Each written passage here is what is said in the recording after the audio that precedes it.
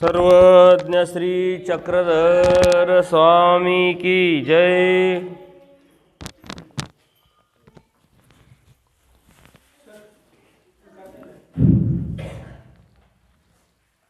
श्री क्षेत्र डोमेग्राम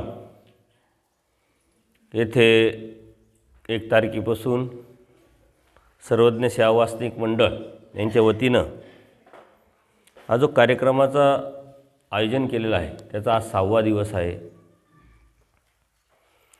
सकाळी आपण बघितलं की परमेश्वर प्राप्तीच्या उद्देशाने, जीवनमुक्तीच्या उद्देशाने परमेश्वराने सृष्टी निर्माण करून आपल्याला सृष्टीमध्ये आणलं। स्वतः परमेश्वराने अवतार घेतला, बोध दिला आणि बोध दिल्यानंतर हे मुक्तीचे दरवाजे आपल्याला खुले केल्यानंतर मुक्ती कशात आहे अशा अनेक वचनातून आपल्याला सांगितलेलं आहे। ते दास्यमोचक, ज्ञानमोचक, स्वातंत्र्य मोक्ष, स्वभाव प्रकटित जीव मुंचे असे अनेक सूत्र आपल्याला परमेश्वराने सांगितले। परंतु हे सांगितल्यानंतरही कशात मुक्ती आहे, कशात देव भेटेल हे सांगितल्यानंतरही परमेश्वराने अनेक साधनं आपल्याला उपलब्ध करून दिले आणि ते साधनं कशासाठी आहे, काय आहे हे आपण समजून नाही घेतलं तर आपल्याला दिलेला जो बोध आहे ते बोधाचं कार्य जे आहे ते आपल्याला करता येणार नाही आणि परमेश्वरापर्यंत आपल्याला पोचता येणार नाही। म्हणून ते समजून घेणं गरजेचं आहे। त्यावरती प्रीती, आवडी असणं गरजेचं आहे। त्या आवडीतून, त्या प्रीतीतून केलेली जी क्रिया आहे ती परमेश्वर स्वीकारतात आणि मग आपल्या मुक्तीचे दरवाजे खुले होत असतात। परंतु आपल्या अन्यथा ज्ञानामुळे, अज्ञानामुळे आपण त्या साधनांनाच परमेश्वर समजून जर भक्ती करायला लागलो तर आपलं कुठंतरी चुकतं याची भान, याची जाणीव आपण करून घेतली पाहिजे। ती आपली योग्यता वाढावी, परमेश्वराचं ना आपलं अंतर कमी व्हावं, परमेश्वर प्राप्तीच्या अनुषंगाने त्याचा आपल्याला उपयोग व्हावा, सपोर्ट व्हावा। म्हणून परमेश्वर ज्या वेळेस असतात, कार्य करतात त्यावेळेस स्वतः परमेश्वरच समोर असल्यामुळं या साधनांना खूप काही असं महत्त्व नसतं। श्रीमूर्त हेच साधन, श्रीमूर्तीची सेवा हेच साधन। त्यामुळं लीळाचरित्रामध्ये जे सन्निधानातले जीव आहे त्यांची भक्ती आणि आपली भक्ती यात फरक आहे। या महाराष्ट्रामध्ये कोणत्याही कणवेचा जीव न राहिल्यामुळे परमेश्वराने महाराष्ट्र सोडला। परंतु सोडल्यानंतरही आपला विचार करून परमेश्वराच्याच कृपेने पूजनीय माईंभट असेल, पूजनीय आचार्य असेल यांच्या माध्यमातून शास्त्र तयार झालं। ते शास्त्र आपल्यापर्यंत पोचलं आणि त्या शास्त्रातून मग आपण परमेश्वर प्राप्ती कशात मिळेल, परमेश्वर स्वतः समोर नसताना काय करावं लागेल, काय केलं तर आपल्याला देव भेटेल आणि तो उद्देश त्या पाठीमागं काय असला पाहिजे हे सर्व त्यामध्ये आलेलं आहे। आचार्य देव नसताना स्मरण करताय, दिवसभर चिंतन करताय। पूजनीय माईंभटांनी ओळखलं की दिवसभर चिंतन मनन कशाचं करताय आणि त्यांनी विचारलं व ते म्हटले आम्ही देवाचे लीळा आठवतो, देवाचा पूजा अवसर आठवतो, देवाने सांगितलेले जे ज्ञान आहे, शास्त्र आहे त्याचं चिंतन करतो, मनन करतो। पूजनीय आचार्य माईंभट सांगतात की तुम्हाला 2-2 देवाचं सन्निधान, तुम्ही स्वतः देव अनुभवले, प्रतीतीला आणले, पण नंतरच्या काळामध्ये जे सद्भक्त आहे त्यांचं काय? म्हणून शास्त्राची बांधणी झाली आणि या शास्त्राच्या बांधणीतून आपल्याला देव कळाला, धर्म कळाला, देव समाजला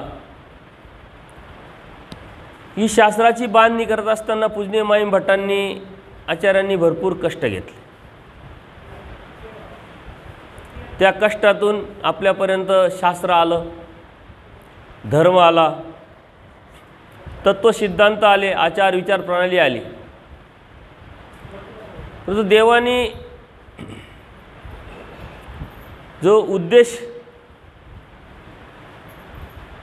लीळा करताना केला, शास्त्र सांगताना केला, तो उद्देश आपल्यापर्यंत जर पोहोचला नाही तर आपल्यामध्ये संभ्रमावस्था निर्माण होण्याची शक्यता आहे। ज्या देवाने कर्मकांडातून आपल्याला बाहेर काढण्यासाठी अवतार घेतला, अंधश्रद्धेतून बाहेर काढण्यासाठी अवतार घेतला, विधीच्या पलीकडे जाऊन परमेश्वर सांगितला, परमेश्वर दाखवला, संभ्रमावस्था आल्यामुळं त्यातूनच आपण देव मिळवण्याचा जर प्रयत्न करत असेल तर ते शास्त्राचा जो उद्देश आहे, जो ध्येय आहे, ते मात्र आपल्या लक्षात आलं नाही। आणि म्हणून शास्त्राचं चिंतन मनन योग्य जे आहे ते समजून घेणं आणि त्यावरती चालणं खूप गरजेचं आहे। ज्ञानाच्या व्याख्या खूप मोठी व्यापकपणे परमेश्वराने सांगितली। जे जसं आहे तसे जाणणे म्हणजे ज्ञान। आपण जे जसे आहे तसे काय समजलो? जीव, देवता, प्रपंच आणि परमेश्वर। परंतु जे म्हणजे त्याच्यामध्ये काही आलं, मग स्थान आलं, भिक्षुक आले, वासनिक आले, नाम आलं, शास्त्र आलं, ज्ञान आलं, सिद्धांत आले, तत्व आले, आचार विचार प्रणाली आली। म्हणून धर्म आचाराचा आहे, आचारे तयाचा धर्म। आणि हे करत असताना आचार हा वैयक्तिक आहे। तो करतोय म्हणून आपण करायचं, तो नाही करत आहे म्हणून आपण नाही करायचं असा भाग नाही। देवाने औसांना सांगितलं की असं करू नये, असं वागू नये, असं राहू नये। ते म्हणतात देवा असं करताना कोणी दिसत नाही। देव म्हणतात आचार्य तयाचा धर्म। कोण करतं याला काही महत्त्व नाही, कोण का करतं याला काही महत्त्व नाही, कोण कसं करतं यालाही महत्त्व नाही। आपण काय करतोय, कसं करतोय, कसं करायला पाहिजे हे महत्त्वाचं आहे। कारण आचार हा वैयक्तिक भाग आहे। धर्म जरी सामाजिक असला तरी तुम्ही काय करावं, काय नाही करावं, कोणत्या हेतूने करावं, कोणत्या उद्देशाने करावं, कोणत्या भावाने करावं, हा मात्र तुमचा ज्ञानाचा उमट जाणीव यावरती अवलंबून आहे। तुमचं ध्येय काय देवप्राप्तीचं असेल तर तुम्ही प्रत्येक गोष्टीला समजून उमजून करण्याचा प्रयत्न करा। कालच आपण बघितलं का प्रत्येकाचा उद्देश वेगळा असतो। नामधारकाचा वेगळा, वासनिकाचा वेगळा, साधू संतांचे बी वेगवेगळे उद्देश आपल्याला दिसतील। कोणाला काय वाटतं, कोणाला काय वाटतं, परंतु देवाने मात्र उद्देश एकच ठेवलेला आहे, ध्येय एकच ठेवलेला आहे। धर्म एकाचसाठी सांगितलेला आहे, मुक्तीसाठी, जीवाच्या हितासाठी। आणि तेच व्यसन घेऊन परमेश्वराने अवतार घेतलेला आहे। कौना कौनी व्यसन, परमेश्वर म्हणतात येतं फक्त जीव उद्धरण्याचंच व्यसन। हाच एक उद्देश आणि हेच एक ध्येय परमेश्वर घेऊन वाडीवाडी फिरलेले। आपण आपल्या मनाने आपल्या विचारांनी उद्देश वेगळे केले, त्याचा भाग हा वैयक्तिक आहे। जर परमेश्वर प्राप्तीचा उद्देश आपला जर असेल तर देवाचं ना आपलं साजत्य होईल। आपल्याला आनंद द्यायचा ही देवाने तर निवड केलेली आहे। जेव्हा आपण परमेश्वराच्या प्राप्तीची निवड करू तेव्हा ते साजत्य होईल, अन्यथा वैजत्य राहील। आणि साजत्य असेल तर साह्य होईल। परमेश्वर काय म्हणतात, प्रयत्न करी दैवाचे साह्य। प्रयत्न कशाचा? परमेश्वर प्राप्तीचा, तर साह्य। अन्यथा आपण प्रयत्न कशाचा केला आणि देवाच्या साह्यतेची अपेक्षा केली तर तसं होत नसतं। कारण देवाने सृष्टी निर्मितीच्या पाठीमागचा उद्देश आपल्याला सांगितलेला आहे, जीवाला आनंद द्यायचा। स्वतःच्या अवताराचा उद्देश परमेश्वराने सांगितलेला आहे, जीव उद्धारायचा आहे। बोध देण्याचा उद्देश सांगितलेला आहे, की यांनी शास्त्र समजून घ्यावं, अनन्यभावे शरण यावं, त्याग करावा, अनुसरावा आणि माझी प्राप्ती करून घ्यावी। म्हणजे प्रत्येक गोष्टीचा उद्देश आणि ध्येय देवाने सांगितलं आहे। आता तुम्ही आम्ही कोणते उद्देश घेतले याला काही महत्त्व राहत नाही। बरं, समजून उमजून घेऊन त्यातून जे मिळवायचं आहे ते मिळवायचा आपण प्रयत्न करत असताना त्याच्या पाठीमागचा भाव काय, हेतू काय, हे बी महत्त्वाचं आहे आणि त्यावरती प्राप्ती ठरत असते. मी अनेक ठिकाणी एक उदाहरण देत असतो.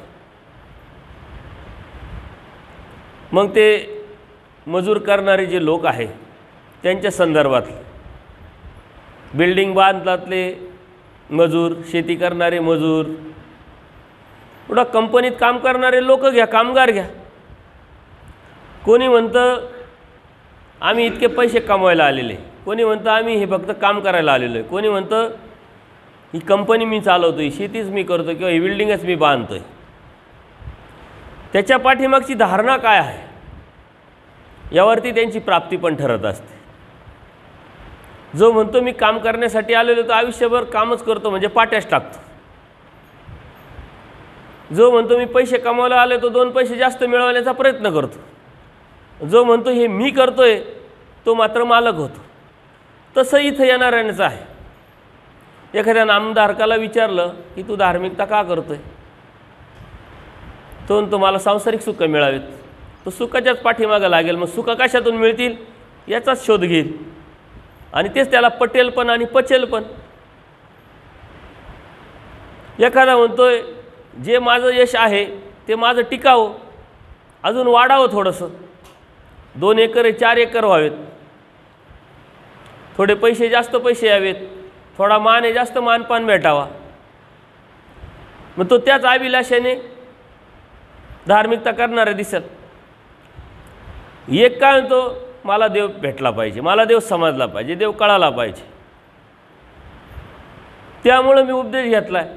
मग वासनिकाचा असेल तू का अभ्यास करतोय, साधूंचा असेल तुम्ही का दीक्षा घेतली आहे. दीक्षा घेण्याचे प्रकार आहे. बोध नसताना दीक्षा घेणारे भरपूर जीव आहे. कोणी भयाभन घेतं आहे, कोणी मित्र घेतला म्हणून घेतं आहे, कोणी खायला भेटत नाही म्हणून घेतं आहे, कोणी इकडं मजा आहे म्हणून घेतं आहे, कोणी काय कोणी काय कोणी काय. परंतु एक असा आहे का तो फक्त देव आणि देव मिळावा म्हणूनच घेतो. उद्देश काय आहे त्यावरती प्राप्ती ठरते. आपण पहिल्या दिवशी बघितलं समुद्राच्या दृष्टांताच्या माध्यमातून, हिरेखाणीच्या दृष्टांताच्या माध्यमातून देवाने आपल्याला ही स्पष्टता आलेली आहे, सांगितलेली आहे. याच्यामध्ये जीवाचे 3 याच्यामध्ये जीव अडकलेला आहे. राजस, तामस आणि सात्विक. 3 गुणांमध्ये हा जीव विभागला गेलेला आहे. आणि देवाने आपल्याला सांगितलं पण आहे जीव आणि देवता राजसा तामसा. आपण राजसच आहोत, तामसच आहोत. तामस म्हणजे काय, सुखाच्या अभिलाषेपोटी काहीतरी मिळवण्याच्या अपेक्षेने ही आपली विचारधारा आहे. राजस म्हणजे काय, सुख तर भेटले पाहिजे परंतु ते लोकांनाही कळाले पाहिजे, समजले पाहिजे, जाहिरात पण झाली पाहिजे. आपण सात्विकच नाही. पण परमेश्वराने अभिलाषा काय केलेली आहे, तुम्ही सात्विक नाही पण सात्विकासारखे ॲक्टिंग तर करा, सात्विक राहण्याचा, सात्विक होण्याचा प्रयत्न तर करा. त्याच्या पलीकडे जा. कारण आपलं स्ट्रक्चर जीवाचं काय अनादि अविद्युक्त मतित्रय अनंत दोष. परंतु जीव सर्वाधिकारी आहे. दोष सांगत असताना देवाने आपले गुण पण सांगितले आणि या गुणाच्या माध्यमातून देवाने आपली निवड केली आनंद देण्यासाठी. आता जीव राजस तामस आहे म्हटल्यानंतर मग त्यातून बाहेरच पडायचं नाही का. त्यातून जो बाहेर पडण्याचा प्रयत्न करतो तो दैवराटीचा, तो परमेश्वर प्राप्तीचा, तो महानुभव. अन्यथा चाललंय पाठीमागचं पुढं चाललंय ढकलायचं काम.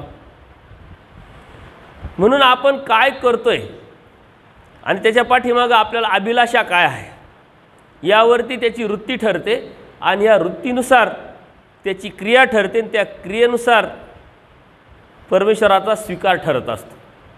आणि स्वीकारात पडलेली क्रिया आपल्याला बदलायला लावत असते.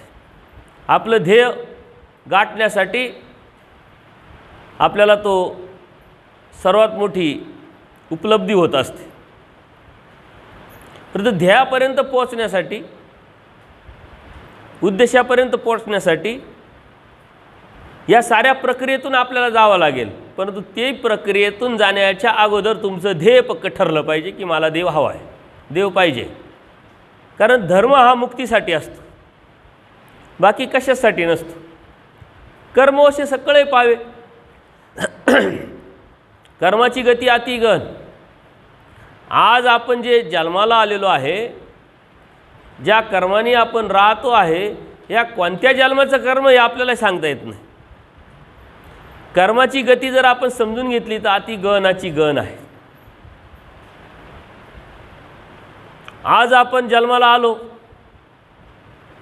याच्या अगोदर अनेक जन्म आपण जन्माला आलेलो आहे आणि त्या जन्माला आलेल्या देहाच्या माध्यमातून आपण जे कर्म केले त्या कर्मातून मग आपल्याला लेप लागतात आणि त्या लेपाद्वारे आपण जीवन जगत असतो.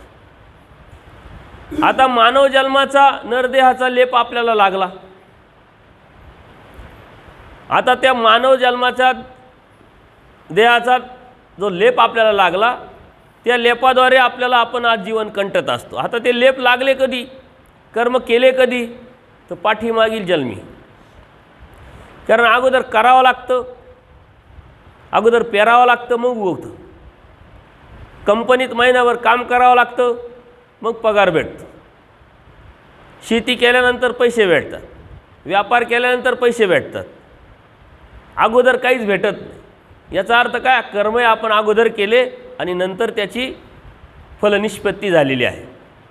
परंतु मागेल कधीतरी जीवनामध्ये आपण नरदेहात आलो आणि नरदेहात जन्माला आल्यानंतर कर्म करायला लागलो. त्या कर्मामध्ये मनुष्यदेहाचा लेप लागला. आता कोणत्या जन्मात कोणत्या मनुष्याचा लेप लागला हे आपण सांगू शकत नाही. आता त्या नंबरप्रमाणे भोगत असताना नरदेहाच्या लेपाद्वारे आपण जन्माला आलो. लेप आहे पाठीमागच्या जन्माचा, जन्माला आलो. याचा अर्थ तो लेपाच्या लागण्याच्या नंतरही आपण कर्म केलेले आहे, ते आपले बॅलन्स आहे. मागचे भोगले, नंबरप्रमाणे मनुष्य देहाचा लेप लागला, त्या लेपाद्वारे आपण परत जन्माला आलो. पुढचे आता बाकी आहे. आता जन्माला आल्यानंतर परत इथं कर्म चालू झाले. इथं कर्म चालू झाल्यानंतर हे जीवन संपलं, परत त्या पाठीमागच्या जन्माचे भोगायला आपण भोग गेलो. आता ते पुढं जात असताना पुढच्या जन्माचे अजून लेप बाकी आहे. त्यात सुद्धा 4 कर्म केले, ते भोगले. परत 5व्या कर्माचा मनुष्य देहाचा लेप आपण जोडलेला आहे. परत जन्माला आलो. तो जे जन्म आहे त्या जन्माचे अजून उर्वरित कर्म बाकी आहे. अगोदरच्या जन्माला आलेल्यानंतर त्यांनी केलेलं कर्म ते अजून बाकी आहे. आता 3रा जन्म भेटला, त्याचे परत कर्म चालू झाले. आता आपण कोणत्या जन्माचे लेपाद्वारे इथपर्यंत आलो हे मात्र सांगणं अवघड आहे आणि मागचं अजून बाकीच आहे. परंतु दैवराटीत आलो हे आपलं अवभाग्य. परमेश्वर कळाला, परमेश्वर समजला हे आपलं अवभाग्य. कारण इथं आल्यानंतर मागचं सर्व आता देव पुसून टाकणार आहे, संपवून टाकणार आहे. परंतु आलो लगेच पुसलं का, शाळेत गेलो लगेच डिग्री भेटली का, असं होत नाही. त्याला पास व्हावं लागेल, तेव्हा डिग्रीचं सर्टिफिकेट आपल्याला भेटेल. डिग्री भेटली तर मग त्या डिग्रीद्वारे आपल्याला पुढं काय करायचं ते करता येईल. अन्यथा डिग्री आपण लावू शकत नाही. म्हणून इथं आल्यानंतर दैवराटीचा जो ध्येय आहे, जो उद्देश आहे, ते साध्य जर केलं तर मागचे अनंत जन्माचे अनंत लेप, अनंत कर्म पुसल्या जातील. म्हणून देव म्हणतात येथीचं होईजे तर चुकीत. ऋणाईच्या दृष्टांताच्या माध्यमातून आपल्याला देवाने सांगितलं 50% तर गेले, राहिलेले 50% ते बी दैव स्वभाव आणि त्याच्याही पलीकडे जाऊन परमेश्वर अनार्जित दाता, का जे तुम्ही अर्जनच केलं नाही, जे तुम्ही मिळवलंच नाही, तेही देण्याची तयारी ठेवणारा परमेश्वर. पण त्यासाठी लागते आर्तता, प्रार्थना, तळमळ, आंतरिक दुःख, आंतरिक शुद्धता, मानसिक बौद्धिक शुद्धता. ती मात्र आपल्याला जर तयार करता नाही आली तर आपण केलेली क्रिया इथली ती सुद्धा उपयोगी पडू शकत नाही. म्हणून कशासाठी काय आहे हे समजून घेणं आणि त्याचा त्या वेळेस वापर करणं हे अत्यंत महत्त्वाचं आहे. आता आपण स्वयंपाक करतो, स्वयंपाकाला काय काय लागतं जर साधारण जर विचारलं तर वस्तू काय काय लागेल? तेल लागेल, मीठ लागेल, मिरची लागेल, मसाला लागेल, पाणी लागेल, जी भाजी करायची ती भाजी लागेल, हे सारं लागतं, हे जनरली आपण सांगतो. पण खीर बनवायची असेल तर मीठ लागेल काय? मिरची लागेल काय? तेल लागेल काय? नाही लागणार. मग स्वयंपाक काय आहे? स्वयंपाक तोय आहे. सर्वसाधारण जर स्वयंपाकाला हे लागत असेल तर त्याला मात्र हे लागत नाही. तो बी पदार्थ आहे आणि हाही पदार्थ आहे. तसं आपण इथं आल्यानंतर परमेश्वराच्या प्राप्तीच्या उद्देशाने ज्या वेळेस आपण धर्म समजून घेऊन चालायला लागतो त्यावेळेस काय काय लागतं आणि काय काय नाही लागत हे देवाने आपल्याला सांगितलेलं आहे. पण सर्वसाधारण जीवन जगण्याची सवय आपल्याला लागल्यामुळं आपण काही गोष्टी गृहीत धरतो आणि सगळे नियम सगळीकडे लावतो आणि तिथंच आपण फसण्याची शक्यता असते. म्हणून जे जसं आहे तसं जाणणे म्हणजे ज्ञान. ज्ञानाची व्याख्या देवाने अतिव्यापक केलेली आहे. जे जसं आहे तसं, जे मध्ये अतिव्यापकता सांगितली, जे म्हणजे 2च पदार्थ 4च पदार्थ 10च गोष्टी असं होत नाही. जे म्हणजे काही अतिव्यापक आणि ते जाणून उमजून करून त्यावरती क्रिया करायला आपण उभं राहणं आणि त्यावरती चालणं म्हणजे ज्ञान. ज्ञानाची व्याख्या अतिव्यापक आहे आणि हे ज्ञानाची व्यापकतेमध्ये आपण विचार केला तर जे देवाने सांगितलेले 4 पदार्थाव्यतिरिक्त या जगात काहीच नाही आहे. जीव आहे, मग मानव देहात असतील, जलद्रूप नरकात असतील, स्थावर नरकात असतील किंवा आणखीन जे देवाने जे सांगितलेले ते नरक असतील की जे आपल्याला दिसतही नाही. देवता आहे, त्या देवतेच्या माध्यमातून या साऱ्या ब्रह्मांडाचा कारभार परमेश्वर करतात. सामर्थ्याचं कार्य आहे, तेही ह्या जीवाच्या उद्धारण कार्याला लावलेले सिस्टमचा एक भाग आहे.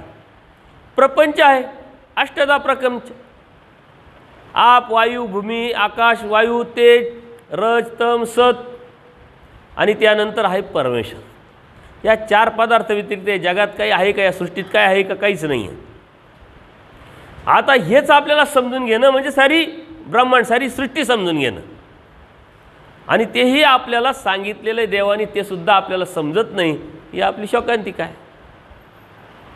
जर इतर अन्य लोकांना सांगितलं की सृष्टी अशा अशा प्रत्येक गोष्टीमध्ये सृष्टी समजून घ्यायची असेल तर तुम्ही समजून घ्यायला सुरुवात करा. त्यांना कन्फ्युजन होईल नेमकं समजून काय घ्यायचं, कारण नेमकं पदार्थ त्यांना 4 माहिती नाही. मग ते म्हणशील हे समजून घेतलं मग सृष्टी समजली, ते समजून घेतलं ही सृष्टी समजली. तुमच्याकडे आल्या तुम्ही म्हणता अरे हे बाकी आहे, मग ते बाकी आहे. ती लेंथ खूप मोठी होऊ शकते, पण तुमच्याकडे ती स्पष्टता आहे शास्त्राची, देवाची, देवाने दिलेल्या ज्ञानाची. म्हणून तुम्ही या गोष्टी चौकटीत बांधून समजून घेऊ शकता. परंतु हे समजून घेत असताना तुमचा भाव काय आहे, तुमचा उद्देश काय आहे, त्यावरती या साऱ्या गोष्टी अवलंबून आहे. अन्यथा आपण का करतो, कशासाठी करतो हे जर माहीत नसेल तर त्यातून आउटपुट भेटणार नाही, रिझल्ट भेटणार नाही. म्हणून जाणून उमजून कोणती गोष्ट क्रिया करायची असते. मग आपण काय काय करतो बघा, स्थान पण करतो, स्मरण करतो, क्रिया करतो, अजून काय काय करतो. धर्मामध्ये येत असताना आपण काय काय करतो याची लिस्ट काढा. या 3-4 गोष्टी व्यतिरिक्त आपण काहीच करत नाही. आता तुम्ही थोडेसे ज्ञान घ्यायला सुरुवात केली.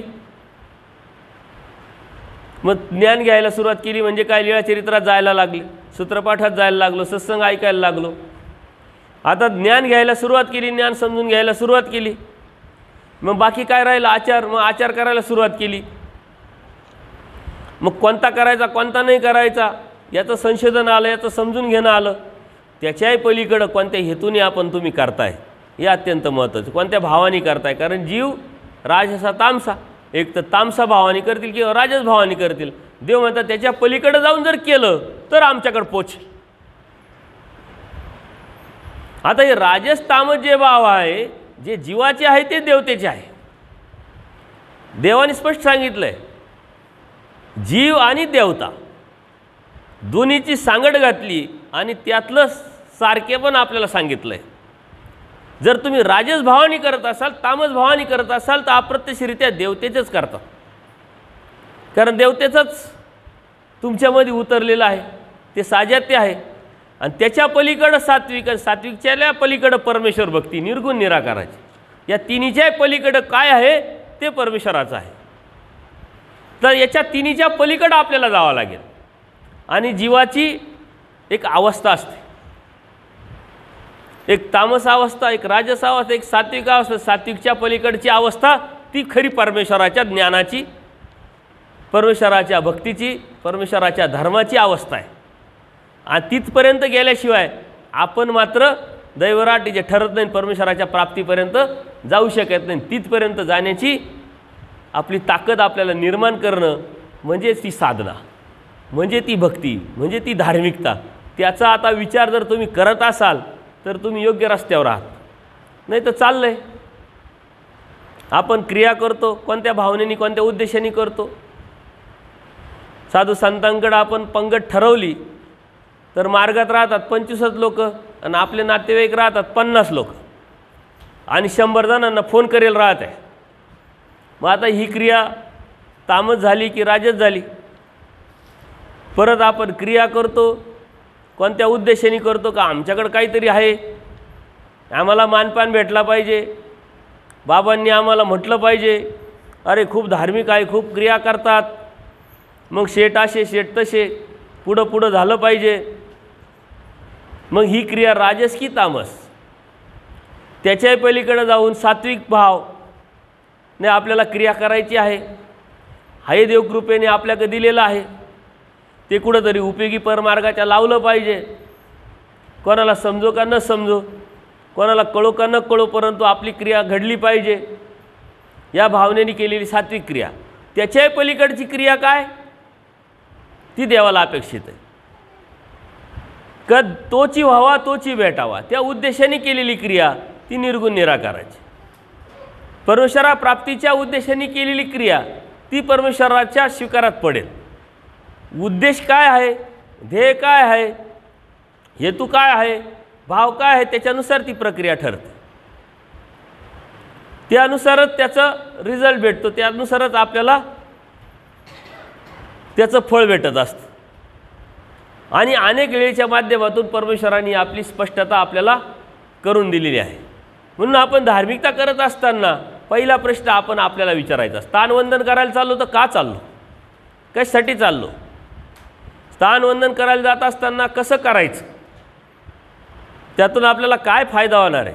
साधू संतांना भेटायला चाललो आहे, त्यांची पूजा अर्चा करायची, आपल्याला त्यांच्याकडे क्रिया करायची, का चाललो, कशासाठी चाललो, त्यातून आपल्याला काय लाभ होणार आहे, कोणत्या उद्देशाने, कोणत्या ध्येयाने आपण करतो आहे?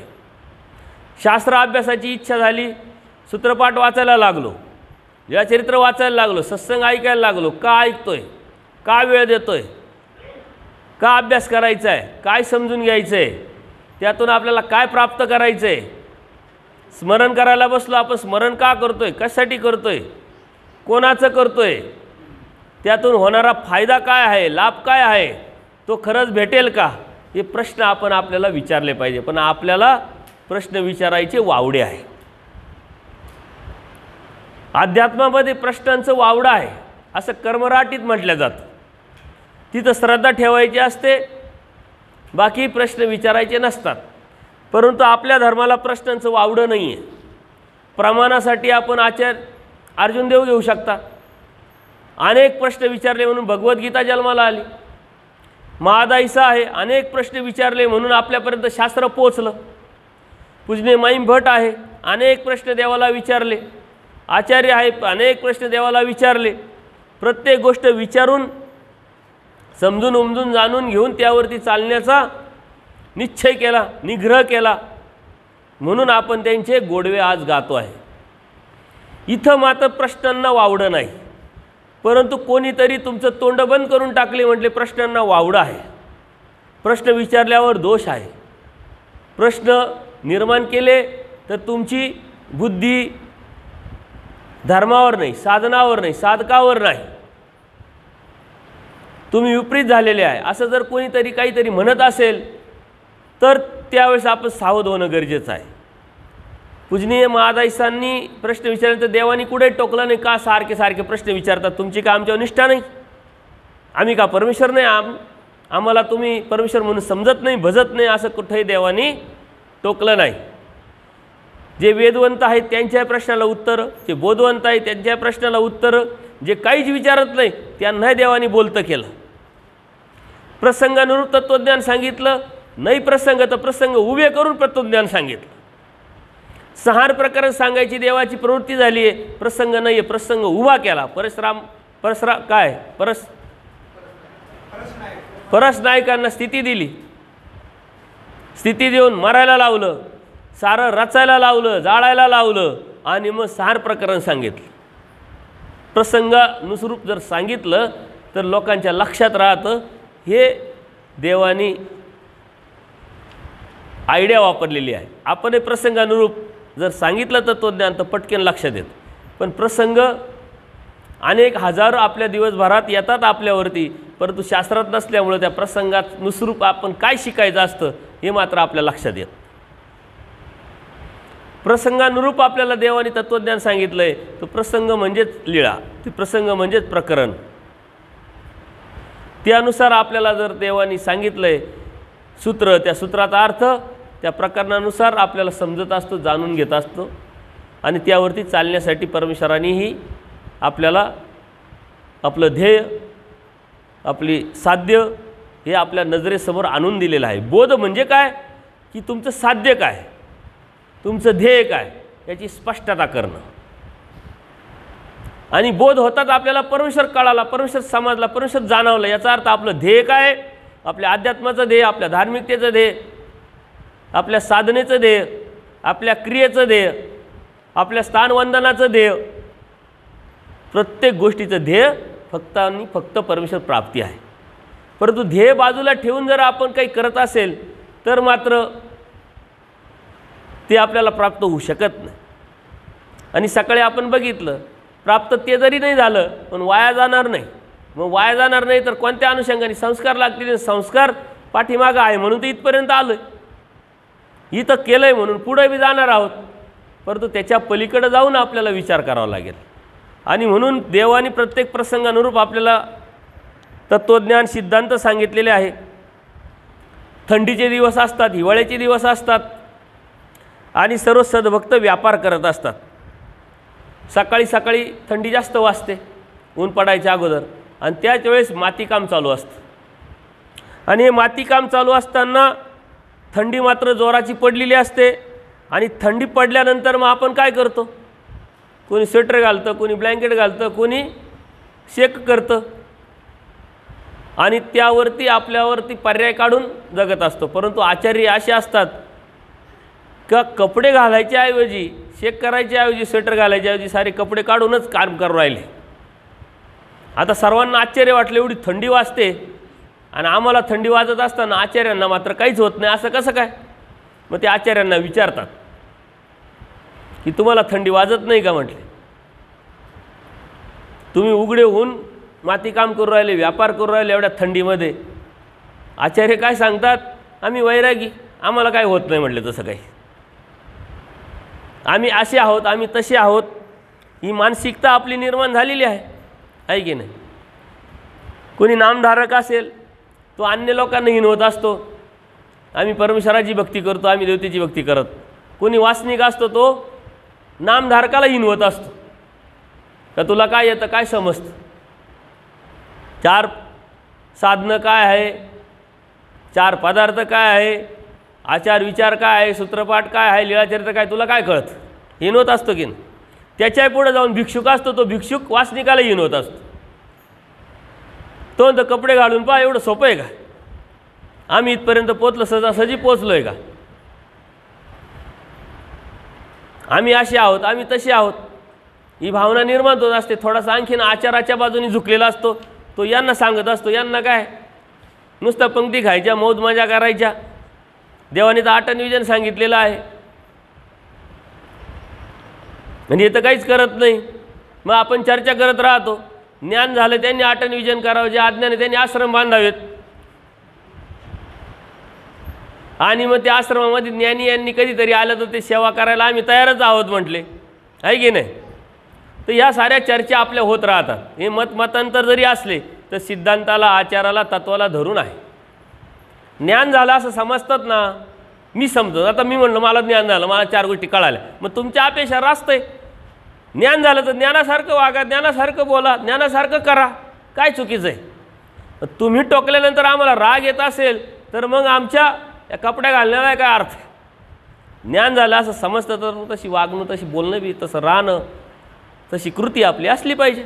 नाही तर अन्यथा मान्य केलं पाहिजे का मला काहीच कळत नाही, मला काही समजत नाही, अजून मी प्रॅक्टिसमध्ये आहोत, मी साधनेमध्ये आहोत. तर आचार्यांनी तसा विचार नाही केला. आचार्य म्हणतात आम्ही वैरागी, आम्हाला काय होत नाही म्हणले. याचा अर्थ काय? तुम्ही वैरागी नाही. आता वैराग्याची व्याख्या देवाने सांगितलेली, या मूत्र फलो भोग विरागो वैराग्य, म्हणजे इकडची बिन तिकडची कोणतीच अभिलाषा नसले म्हणजे वैराग्य. आज आता स्टाईल बदलली आहे, नाव वैरागी असतं, परंतु बाबांच्या नावावरती 4 आश्रम असतात, पद्धती बदलल्या, साऱ्या गोष्टी बदलल्या. देवाने सांगितलेल्या व्याख्यात कोणी बसेल, कोणी नाही बसणार. कपड्यावरून आपण वैराग्यात म्हणत राहतोय वैरागी बाबा आहे. मला बऱ्याच वेळा पूर्वी तर असं वाटायचं, कोणी आले सर्वसाधारण भिक्षुक आले, ते बसायचे आपलं आपलं मस्तपैकी पंक्तीत बसायचे, काही कोणाला टेन्शन नाही, काही नाही, दंडोत करायचे, बिचारे देवपूजा करायची मस्तपैकी आणि बसायचे. मग माझ्यासारख्याला काय वाटायचं का बाबा त्यांना बी इकडं घ्या, त्यांना आपण पाठ देऊ चालू. नाही नाही नाही, ते वैरागी आहे, त्यांना तिथंच बसू द्या, ते येणारच नाही म्हटले. मला असं वाटायचं का देवानी वैरागी आचार वेगळा सांगितला आणि हे जे पाठ आहे, चौरंग आहे, मंत आहे, हे आचार वेगळा सांगितला. असा काही 2 आचार सांगितलं तर असावा. साधू संत ते काय चुकीचं सांगतील असं मला वाटायचं. नंतरच्या काळात देवकृपेनं साधू संतांच्या शुभचिंतनाने शास्त्रात गेलो, वेगळं तर काही सांगितलं नाही. मग ही मानसिकता का निर्माण झाली, कशासाठी निर्माण झाली? हे वर्गीकरण कोणी केलं, कशासाठी केलं? परमेश्वर सम, जीव विषम, या विषमतेमुळं हे वर्गीकरण या जीवाने केलेलं आहे. आणि जे वैरागी आहे, विरामता निर्माण झाली आहे, विरक्ती निर्माण झालेली आहे, त्यांचा आदर आपल्याकडे कमी आहे. वास्तविक त्यांचा आदर आपल्याकडे जास्त असायला पाहिजे. कारण विरक्ताची व्याख्या देवाने काय सांगितलेली? वैराग्याची व्याख्या विरक्तता आणि विरक्ताची व्याख्या खरूच खाजीन तो विरक्त. म्हणजे काही कोणते रिकामे कामं नाही करायचे, कर्मकांड करायचे नाही, मानपान नाही, मन ती नको, मला काहीच नको, मला फक्त देव हवा आहे, मला कशाचीच अभिलाषा नाही. पूजा दिली काय, नाही दिली काय, 10 दिली काय, 100 दिली काय, मारिता पूजिता समानच, काही फरक. त्याचा आदर आपल्याकडे जास्त असला पाहिजे की नाही?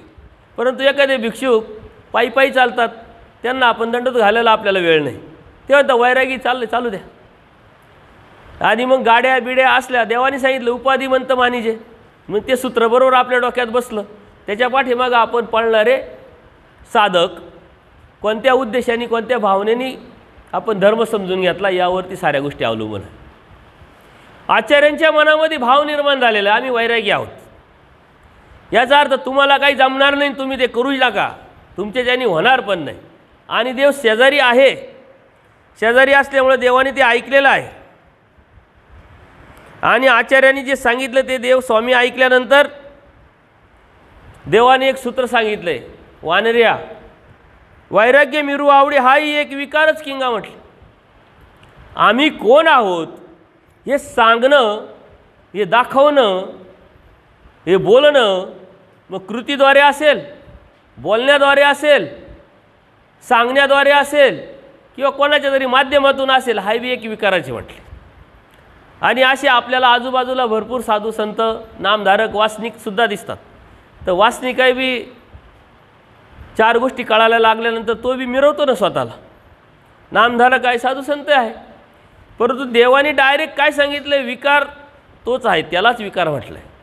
आणि तीच शून्यता आपल्याला करायला लावलेली आहे. अस्थिपरीच्या सूत्रामध्ये काय सांगितलं? विकार. आपल्या डोक्यात विकार म्हणजे शेवटचा, पण देव काय म्हणतात?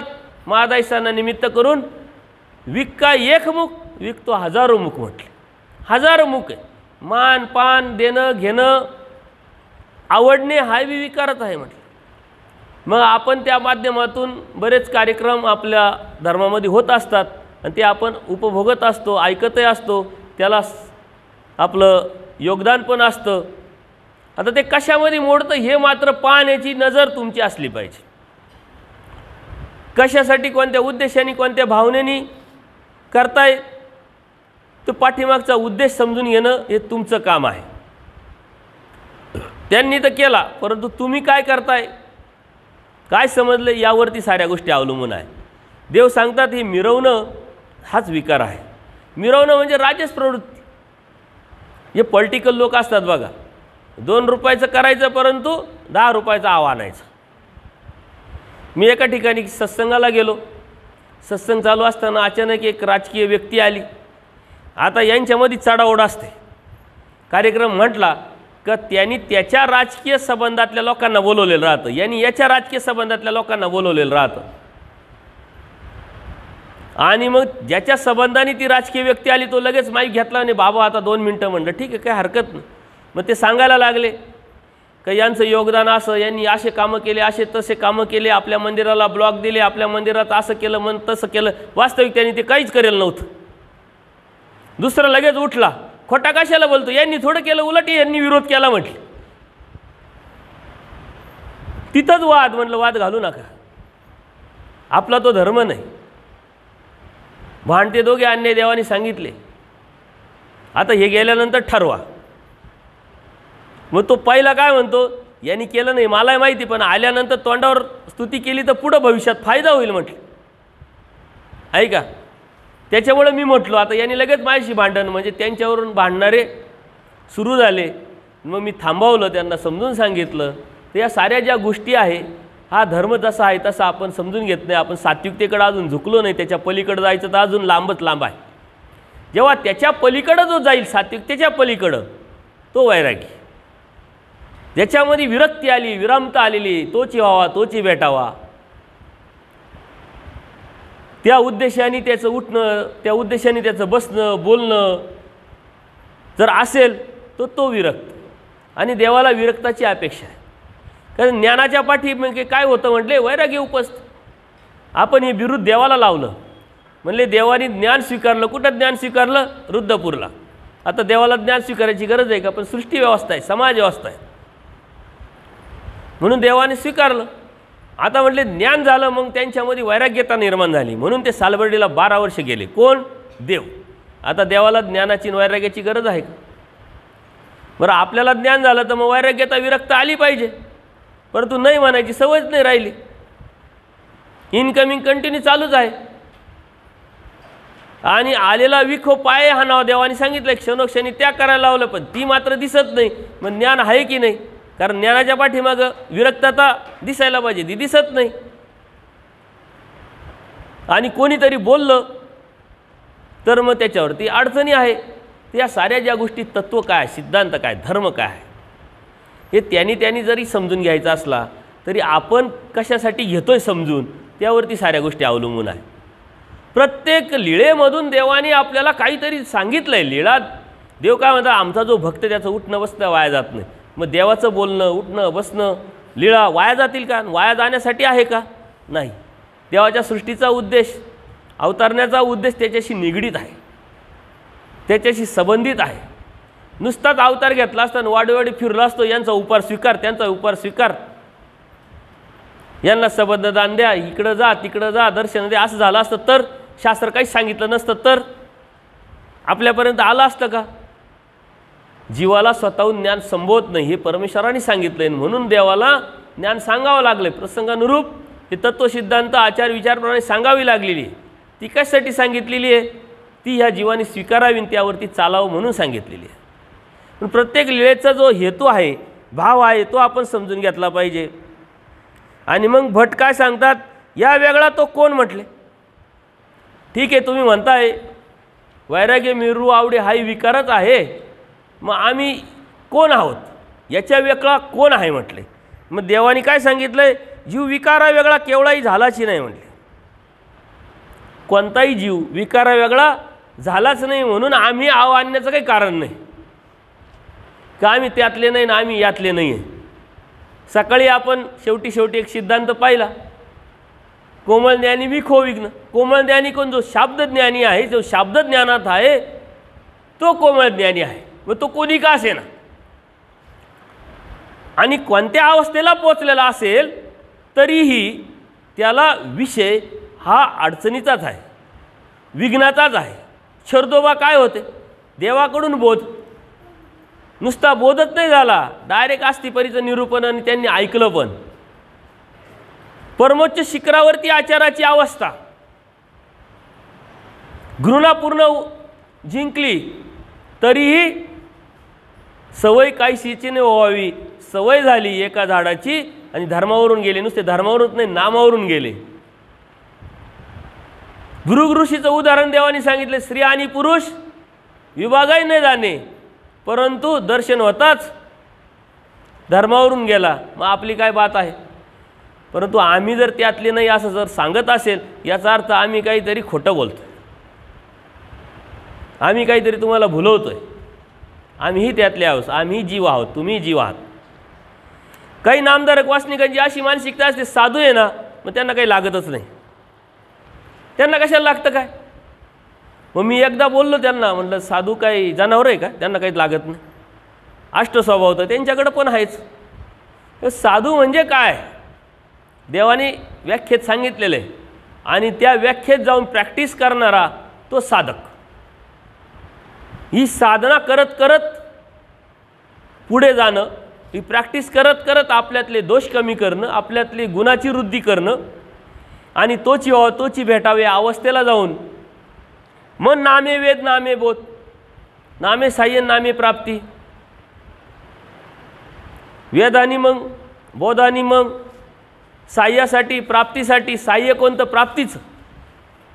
प्राप्तीसाठी घेतलेलं नाम ते स्वीकारलं जातं. त्या अवस्थेला पोचलेला तो म्हणतो मला काहीच नको, मला हेच पाहिजे. म्हणून आपणही कोणत्या अवस्थेत आहोत, कोणत्या प्रॅक्टिसमध्ये आहोत, कोणत्या ठिकाणी आहोत याचं चिंतन, आत्मचिंतन, शिवावलोकन करत राहिलो पाहिजे. मग तो नामधारक असो वासनिक असो, परंतु ती विचारधारा नामधारक वासनिकापर्यंत पोचलेलीच नाही आहे. ते म्हणतात आम्ही काय करायचं आहे, सकाळी उठायचं, संध्याकाळी सकाळी देवपूजा करायची घरातली, कुठंतरी गेलो तर स्नान करायचं, स्नान गेलं तर विडा व्हायचा, साधू संत दिसले तर क्रिया करायची. आमच्यासाठी एवढंच आहे, बाकी काहीच नाही. आणि मग साधू संतांची सेवा केली का मगच आम्हाला देव भेटेल, बाकी काही डोकं लावायचं काम नाही. ती विचारच त्यांच्यामध्ये रुजला नाही, तो विचारच तिला दिलेला नाही. परंतु देवाने सांगितलं आहे सर्वांसाठी, सर्व साधक आहे. म्हणून नामधारकांनी वासनिक दशेत येण्याचा प्रयत्न केला पाहिजे. वासनिक दशेत आलेल्या व्यक्तींनी दीक्षित अवस्थेत आलं पाहिजे. दीक्षित अवस्थेत आलेल्या माणसांनी संन्यास अवस्थेत आलं पाहिजे. दीक्षा म्हणजे संन्यास नाही, संन्यास अवस्थेत आलेल्या माणसांनी अनुसरणाच्या अवस्थेत गेलं पाहिजे. ही प्रक्रिया आहे. अनुसरल्याचा देव सांगितला आहे. आणि अनुसरण काय, आधीन होई जे म्हणितलं ते की जे. आता आधीन तर झालो, पण म्हणितलं करतोय का, याचं शिवावलोकन करल कोण. आणि ते देवानी ठरवायचं आहे का याचं अनुसरण आता शिक्का मारायचं का नाही. पण देव दयाळू माळू कृपाळू असल्यामुळे देव म्हणता येथीची मोहरीची पुरे. तुम्ही आमच्या बाजूला निघाले, आम्हाला यायला निघाले, ही भावनाच तुम्हाला आमच्यापर्यंत घेऊन जाणार आहे. ही देवाची कृपा आहे. परंतु त्यातूनही आपण बाहेर पडून पुढं चाललो पाहिजे. म्हटले विकारा वेगळा हा जीव काही झालाच नाही, कोणी झालाच नाही, मग होणार नाही, मग काय व्हायचंच नाही का. देवाने सांगितलं विकारा वेगळा जीव झालाच नाही, होणारच नाही, मग व्हायचं नाही. म्हणून आस्तिपरी तर देवाने सांगितलं विकार विकल्प शून्य. पण शून्यता आणायची, संयम ठेवायचा आहे, कंट्रोल करायचा आहे, त्याला म्हणतात साधना. आणि तीच साधना, तीच प्रॅक्टिस, तीच धार्मिकता आणि तोच धर्म आहे. कॉलेजला गेलो लगेच डिग्री भेटत नाही, 11वीला गेलो 5 वर्ष त्या डिग्रीसाठी लागतात. तसं जेव्हा ह्या अवस्थेत आलो, आता किती वर्ष लावायचे हे तुम्ही ठरवायचं. परंतु भावना जर निर्माण झाली, बदलली का आम्ही काहीतरी वेगळे आहोत, हे काहीतरी वेगळे आहात, मनामध्ये विकल्प यायला लागला, मग क्रिया करायची तर इथंच करायची, यांच्याकडे करायची नाही. कारण हे कोण आहे, हे सांसारिक माणसं आहे, खातील आणि संसार करायला जातील. परंतु साधू संत का ढगातून पडतात का. नामधारक अवस्थेतून वासनिक होतो, वासनिकातून भिक्षुक होतो, भिक्षुकातूनच दीक्षित होतो, दीक्षितेतूनच संन्यासी होतो, संन्यासातूनच अनुसरण होतं. ही प्रक्रिया आहे. म्हणून सारे स्वामी श्री चक्रांचा परिवार आहे. प्रत्येकजण क्रियेला योग्य आहे, पण आपला हेतू काय, भाव काय, तुमची अवस्था काय, त्यानुसारच तुमच्याकडून देव पण करून घेईल. तुमची अवस्था कोणत्या लेवलची त्याच अवस्थेचे लोक पण तुम्हाला भेटतील. तुम्ही 10वीत आहे तर मित्र 10वीचेच होतील. इंजिनियर मित्र होऊ शकत नाही तुमचा, किंवा पहिलीतला मित्र असू शकत नाही. ज्या अवस्थेत आहे तेच ज्ञान तुम्हाला पटेल, रुचेल, समजेल. तर पहिलीतल्या मुलाला जर डायरेक्ट आपण 10वीतलं शिकवायला लागलो तर जमेल का? आणि 10वीत गेलाय त्याला सांगितलं ABCD तुला शिकवतो चाल, आई शिकवतो चाल, तो म्हटलं काय येडबीड लागलं का तुम्हाला? ते शिकून आम्हाला 10 वर्ष झाले. म्हणून कोणती अवस्था आपली आहे ना, आपण कोणत्या अवस्थेतून काय घ्यायला पाहिजे हे आपण आपलं ठरवलं पाहिजे. आणि देवानी हेच आपल्याला सांगितलेलं आहे का भाव आपला तसा नाही असला पाहिजे. आम्ही काहीतरी वेगळे आहोत, आम्ही अशी आहोत, आम्ही तशी आहोत, ही मानसिकता, हा विकल्प आपल्या मनामध्ये आला नाही पाहिजे. सर्वसाधारण नामधारकाच्या मनातसुद्धा हा भाव आलेला राहतो. तो अन्य लोकांना म्हणतो तुम्ही अन्य, तुम्हाला कळत नाही, तुमचं आमचं लय अवघड आहे, तुम्हाला काही जमणार नाही म्हटले. वासनिकावी तसाच म्हणतो, भिक्षुकही तसाच म्हणतो. आणि देवाने तर सांगितलंय याच्या वेगळं तर कोणी होऊच शकत नाही, सारी एकच आहे म्हटलं. त्याच्यामुळं आपण समाजात राहत असताना समाज व्यवस्था पाळायची असेल तर कोणाला वेगळं न समजणं आणि एक समान दृष्टी निर्माण करणं, ती आपली साधना आहे. कारण परमेश्वराच्या प्राप्तीला अनुषंगाने जाऊन आपण त्या रस्त्यावर जात असतो. परमेश्वर ती समानता आपल्या हृदयामध्ये, आपल्या विचारामध्ये निर्माण करणं, तेव्हा आपण दैवराटीचे ठरतो. आपण सततच जर विषमताच आपल्या विचारामध्ये, आपल्या वागण्यामध्ये, आपल्या बोलण्यामध्ये, आपल्या राहणीमानामध्ये, आपल्या क्रियेमध्ये जर निर्माण करत असेल आणि त्या विषमतेनेच आपण धार्मिकता करण्याचा प्रयत्न करत असेल तर मग दैवराटीचे आपण ठरत नाही आणि परमेश्वरापर्यंत आपण पोचू शकत नाही. कारण विषमता ही परमेश्वराला अपेक्षित नाही, वर्गीकरण हे परमेश्वराला अपेक्षित नाही. आचार्य कधीही निरूपण करताना माझा स्वामी श्री चक्रांचा परिवार म्हणायचे. आज स्वामी श्री चक्रांचा परिवार आहे का? आता वेलीचा परिवार आहे, ह्या वेलीचा तो, त्या वेलीचा तो, ह्या मठाचा तो, ह्या मठाचा. हे सारे परिवार जे आहे हे स्वामी श्री चक्रांचे झाले पाहिजे. तेव्हा आपण दैवराटीचे आपल्याला म्हणायला नैतिक अधिकार होतो. आपण देवावरती, धर्मावरती, प्राप्तीवरती कधी बोलू? जेव्हा आपली विषमता निर्माण झालेली आहे ती आपण काढून टाकू. ती नैतिकता आपल्याला निर्माण झाली का मग आपल्या बोलण्याला, आपल्या वागण्याला, आपल्या राहणीमानाला अर्थ येत असतो. अन्यथा अर्थहीन जगणं, अर्थहीन बोलणं, अर्थहीन वागणं त्याला काहीच अर्थ नसतो. म्हणून अर्थ आणण्यासाठी धर्मतत्व सिद्धांत आपल्या आचरणात आपल्याला आणावं लागतील. छोटीशी लीळा जरी असली तर त्यातून देवाने खूप काही सांगितलेलं आहे. देवाचं असंच निरूपण चालू असतं. त्या निरूपणामध्ये मात्र बाईसा नव्हत्या, त्या व्यापार करत होत्या. बाईसा प्रेमी भक्त, सकाळी उठणं देवासाठी, स्वयंपाक करणं देवासाठी, व्यापार करणं देवासाठी, सर्व काही देवासाठी. तोची व्हावा, तोची भेटावा, तो वेच, ती आवडी, बाकी दुसरं काहीच नाही. बाईसांना कधी भूक लागली नाही, बाईसा कधी आजारी पडल्या नाही, बाईसांना कोणाकडून सेवा करून घेण्याची इच्छा झाली नाही. देवाने सांगितलं तर सेवा करायला लावली आणि देव म्हणतात बाई तुम्ही त्यांची नाही केली, तुम्ही आमचीच केली. या बाईसांचा म्हणजे प्रेमी भक्ताचा देवाला एवढा अभिमान. पण बाईसा तिथं नव्हत्या. निरूपण तर चालू होतं, निरूपण संपलं. बाईसा आल्यानंतर देवा तुमचं काय निरूपण आहे ते आम्हाला परत सांगा, कारण आम्ही नव्हतो. आता परत रिपीट करायचं म्हणजे अवघड आहे. देव म्हणतात हे काय नागदेव आचार्य आहे, त्यांना विचारा, ते सांगतील तुम्हाला. आणि मग आचार्य सांगायला लागले का देवाने असं असं निरूपण केलं, असं असं सांगितलं. आता बाईसा काय म्हणतात, देवा बरोबर सांगितलं का, हे बरोबर म्हणताय का, म्हणजे चेक करायचं काम चालू झालं. आणि मग देवाने एक आचार्यांनाही वर दिला आणि आपल्याला सिद्धांत सांगितला आहे, जो देवाचा असतो ना तो देवाचंच बोलतो म्हटले. तो देवाचा आहे, तो माझा झाला आहे, आता तो माझंच बोलेल, बाकी दुसरं काही बोलणारच नाही म्हटले आणि बोलू शकत नाही. त्याच्यामुळे चेक करायचं काही काम नाही म्हटले. मग त्यावरती बाईसा बाबाला विचारायच्या का हा बरोबर म्हणतोय का, बरोबर सांगतोय का, हेच तुम्ही सांगितलं आहे का, चेक करायला लागल्या. आणि मग देव काय म्हणतात, हा हे तिथंच बोलेल म्हटले. आपलं बोलेल काय, आपलं सांगेल काय, हा हे तिथंच म्हणजे काय, देवातच सांगेल. मी जे निरूपण केले तेच सांगेल. जे जीवापासून पावते तेच परमेश्वरापासून पावते, पण एक वाचून. देवाने सांगितलं आहे आता देवाने मला सांगितलं, मला समजवलं, कोणातरीद्वारे कोणाच्या तरी निमित्ताने उमटवलं, जाणीव करून दिली, बोध दिला. आता मी तुम्हाला सांगतोय, म्हणजे तुम्हाला ते लगेच भेटेल का? नाही. मला त्यांच्याकडून भेटलं का? नाही. देव काय म्हणतात, जीव जीवाला काय सांगायचं सांगेल, परंतु एक वाचून मग बोध आहे, बोधशक्ती आहे, प्राप्ती आहे, सर्व जे आहे तो मात्र परमेश्वराकडूनच आहे. देवाने इथं एक सिद्धांत सांगितला आहे, जो देवाचा आहे तो देवाचं बोलेल, देवाव्यतिरिक्त तो काही बोलणार नाही. हा इतीचा आहे ना म्हटलं, देवाने अभिमान घेतला. आपण तर होतो आम्ही देवा स्वामी श्री चक्रधरांचे, आम्ही दैवराटीचे, येथीचे आहोत, आम्ही परमार्गाचे आहोत. मग जो परमार्गाचा त्यांनी काय बोललं पाहिजे? परमार्गाचं. जो दैवराटीचं त्यांनी काय बोललं पाहिजे? दैवाचं, धर्माच्या सिद्धांताचं, आचाराचं, विचाराचं, तत्वाचं. याच्या व्यतिरिक्त काही बोललं पाहिजे का? देवानी कशासाठी अपेक्षा केली? जीवाकडून अनुसरल्याचं, देव अनुसरणाचं, त्यागाचं, आचाराचं बोललं पाहिजे. कारण देवाने तेच सांगितलं. जे देवाने सांगितलंय ते आपण बोलावं. आणि अशा ठिकाणी देव येतो.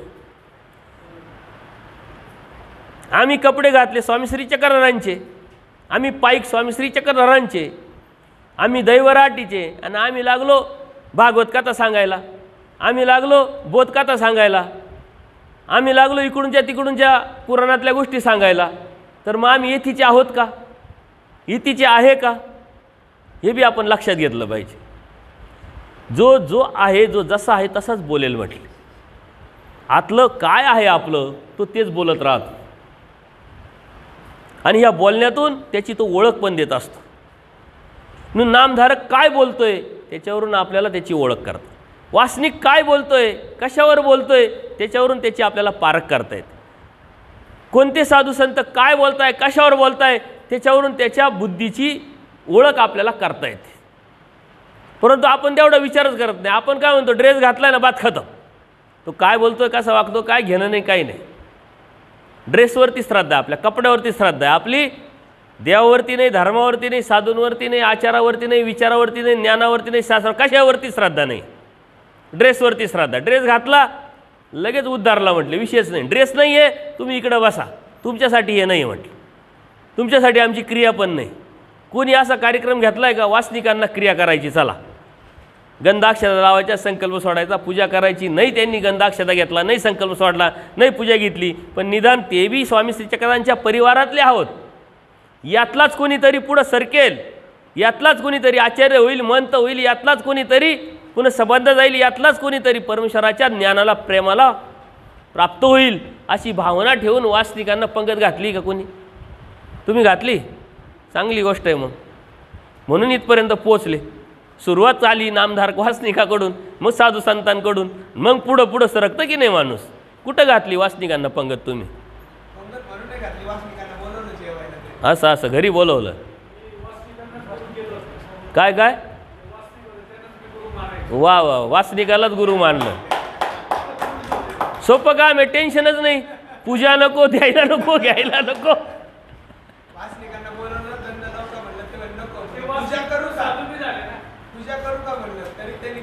हा, आपण आपली कड करायची. आपण आता हे सत्र संपून घेऊ आणि मग तुमच्या प्रश्नांचे उत्तर देऊ. ओ शांभो, सत्र संपलं का मग प्रश्न आपण निर्माण जे झालेले आहे त्याचे आपण चिंतन करू की वासनिक नामधारक हा सुद्धा स्वामी श्री चक्रांच्या परिवारातला एक भाग आहे. ही भावना जेव्हा तुमच्या मनात निर्माण येईल, हा विकल्प तुमच्या मनातून जेव्हा जाईल, तेव्हा तुम्ही समदृष्टी निर्माण झाली. त्याच्या पलीकडे परमेश्वराने सांगितलेला अति व्यापक विचार, अति प्रगल्भ विचार परमेश्वराने सकळ जीवाते चिंती. ज्या वेळेस तुमच्या मनात ही भावना येईल का सारा जन, हा सारा समाज, ही सारी सृष्टी कोणी निर्माण केली? परमेश्वराने. परमेश्वर माता आहे, परमेश्वर पिता आहे, परमेश्वराने सृष्टी निर्माण केली. हा सारे जन स्वामी श्री चक्रधरांचे आहे. हा सारं सृष्टी, सारं विश्व स्वामी श्री चक्रधरांचं आहे. त्यांचा अधिकार नाही, त्यांनी प्रयत्न केला नाही, त्याच्यामुळे त्यांना भेटू शकत नाही. ही मानसिकता महानुभावांची जेव्हा निर्माण होईल, ही दृष्टी जेव्हा महानुभावांमध्ये निर्माण होईल, हे अन्य आहे म्हणून हिनावणार कोणीच नाही. मग याला खाऊ घातलं तर लेप लागेल आणि मग आपल्याला अडचणी निर्माण होईल. ही भावना जेव्हा तुमच्या मनातून निघून जाईल तेव्हा खरा मान व धर्म तत्व सिद्धांत तुम्हाला कळाले आणि समाजाला तुम्ही दाखवू शकले. नाही तर आपल्या मनामध्ये तर खूप विकल्प आहे. इथं कोणी आला का रे आडपान आलं बाजूला सारखा काढून टाका, हे तरी अजून बरं नाही आहे की जिथं कार्यक्रम आहे त्या कार्यक्रमात टेस्टर लावून नामदार आहे का वासनिक आहे, वासनिक नाही आहे, उपदेशी नाही आहे, चला निघ बाहेर तुला इथं नाही आहे त्या गर्दीमध्ये तरी. पण पूर्वी ह्या बी गोष्टी व्हायच्या. हा विकल्प आपण काढून टाकायचा. देणारा देव आहे, घेणारा जीव आहे. कोणाला द्यायचं, कोणत्या निमित्ताने द्यायचं, कोणत्या पद्धतीने जायचं हे परमेश्वर ठरवणार आहे, परमेश्वर देणार आहे. त्याच्यामुळे ह्या ज्या गोष्टी आहे, ह्या विकल्पाच्या गोष्टी, मनातल्या मानसिकतेच्या गोष्टी, त्यातून आपण बाहेर पडणं म्हणजे दैवराटीच. तेव्हा परमेश्वराची ही समदृष्टी साऱ्या जगाकडे पाहण्याची, हा ह्या जातीचा, ह्या धर्माचा, ह्या संप्रदायाचा, ह्या पंथाचा, ही भावनाच आपली असली नाही पाहिजे. बघा, एका आईला 4 मुलं असतात, तिच्यामध्ये साऱ्यांमध्ये मना समानता असते की नाही. हाय माझा मुलगा, हाय माझा मुलगा, हाय माझा मुलगा, हा थोडासा बेरड आहे, हा माझ्याकडे लक्ष देत नाही, हा गोळ्या औषधं मला करत नाही, मला विचारत नाही. परंतु तिच्या मनामध्ये, ती जरी व्यक्त होत नसली, तिच्या मनामध्ये मात्र समान प्रेम असतं. कारण देवाने सांगितलं मातेचं प्रेम ते नैसर्गिक. तिच्या मनामध्ये सरस भाव असते. ती उलट जास्त चिंतन करत असते, जास्त विचार करत असते का ज्यांच्यामध्ये अडचणी आहे. मग 4 मुली असेल, एखादीला सासूरवाद जास्त आहे, त्रास जास्त आहे, तिच्याकडे त्या आईचं आपोआपच लक्ष जास्त असतं. तिच्या मनामध्ये सर्वांमध्ये समानता असते. ही जवळची, ही परकी, हा माझा, हा तुझा, असं तिच्या मनात असतं. समाजव्यवस्था बाकीचे वातावरणानुसार ती थोडीफार बदलत असेल, पण हे सारं बाह्य अंगाचं आहे.